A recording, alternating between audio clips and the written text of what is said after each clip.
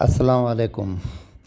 अद असां कुछ दोस्तन जी फरमाइश हुई त हिन मौलूद शरीफ़ जी लिखत मोकिले ॾियो त अल्लाह जी महिरबानी सां मुंहिंजे सॼी बांह जो हमरा अब्दुल लतीफ़ कासकिली खां ही लिखत मिली वई ऐं हेठियों मौलूद लिखत में ॿीहर मोकिले रहियो आहियां ऐं मथियों मौलूद जी लिखत कोन्हे। जहिड़े नमूने सां मूंखे उन जी लिखत बि हथ अची वई त इनशा अल्लाह उहो बि मोकिले ॾींदुसि। पर हाणे तव्हां उन मौलूद खे खोलींदो जीअं लिखत मिली त डिस्क्रिप्शन में लिखत मोकिले छॾींदुसि।